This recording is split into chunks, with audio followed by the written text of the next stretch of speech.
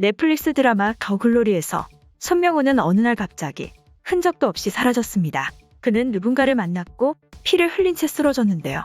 그 이후 손명호의 흔적은 그 어디에서도 보이지 않았습니다. 손명호가 사라지기 전에 그는 박연진에게 협박을 가하고 있었는데요. 과거 박연진은 같은 반 친구인 윤소희를 죽게 만들었습니다. 당시 옥상에서 떨어진 윤소희의 손에는 박연진의 명찰이 쥐어져 있었는데요. 문동은은 사건 현장에 있었기 때문에 박연진이 범인이라는 것을 알고 있었습니다. 그녀는 그 사실을 손명호에게 알려줬는데요. 손명호는 박연진을 찾아가서 그녀를 협박한 다음 돈을 뜯어내려고 했습니다. 유명 기상캐스터였던 박연진은 무슨 짓을 해서라도 자신의 과거를 숨겨야 했는데요. 그녀가 살인범이었다는 사실이 밝혀지는 순간에 박연진의 인생도 끝장나게 되는 일이었습니다. 박연진이 구두에 묻은 피자국을 지우는 것으로 봐서 그녀가 손명호를 공격했고 그로 인해 손명호가 피를 흘리며 쓰러졌다고 추측할 수 있는데요. 당시 그는 많은 피를 흘렸기 때문에 현장에서 죽었다고 생각할 수도 있지만 어쩌면 손명호는 죽지 않고 살아있을 수도 있을 것 같습니다. 문동은은 박연진이 자신의 비밀을 감추기 위해서 손명호를 죽일지도 모른다고 예상했을 것으로 생각됩니다. 그녀는 그 상황까지 고려하고 손명호에게 박연진의 비밀에 대해 말한 것으로 보이는데요.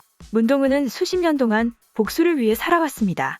그녀는 박연진 패거리들이 어떻게 생각하고 어떻게 행동할지 모든 것을 예측하고 있었는데요. 손명호는 돈에 욕심이 많은 사람이었고 자신의 기분대로 행동하는 사람이었습니다. 문동은은 그에게 박연진의 범죄에 대해 말하면서 자신의 계획대로 움직여달라고 했는데요. 하지만 손명호는 문동은의 지시를 어긴 채 독자적으로 박연진을 찾아가서 협박했습니다. 그는 자신이 돈을 많이 챙길 수 있으면 그것으로 충분했는데요. 손명호가 문동은의 계획을 끝까지 따라줄 이유는 없었습니다. 문동은은 손명호에 대해서도 잘 알고 있었는데요.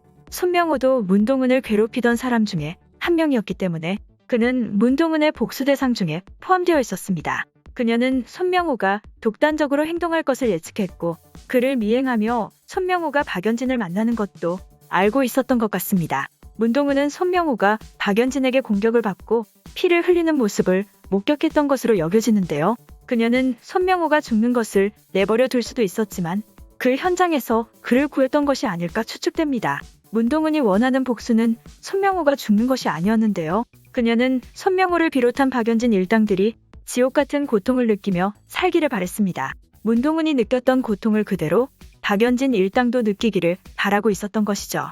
손명호가 그 자리에서 죽음을 맞이하는 것은 문동은이 원하는 복수가 아니었습니다. 그녀는 손명호를 구한 다음 나중에 그를 이용해서 박연진을 끝장내는데 이용할 것 같은데요. 손명호가 죽지 않고 살아있으면서 박연진과 손명호가 서로 싸우는 것이 문동은에게는 더 확실한 복수였습니다. 죽기를 각오하고 복수를 진행하는 문동은의 입장에서 손명호와 박연진을 죽게 만드는 것은 너무나도 쉬운 일이었는데요. 그녀는 죽어가는 손명호를 살려서 그가 더 고통스러운 인생을 살도록 만들 것 같습니다. 피를 흘리는 모습은 나왔지만 그의 시신이 어떻게 처리되거나 그의 흔적은 보이지 않았는데요. 문동은이 손명호를 구해줬고 그로 인해서 손명호의 모습이 보이지 않는 것으로 생각됩니다. 물론 어디까지나 뇌피셜이긴 하지만 문동은이 원하는 것은 손명호가 죽지 않고 평생 고통스럽게 사는 것이라는 점과 그가 흔적도 없이 사라졌다는 점에서 어쩌면 문동은이 손명호를 구해준 것이 아닐까 추측됩니다. 다음 시즌이 기다려지네요.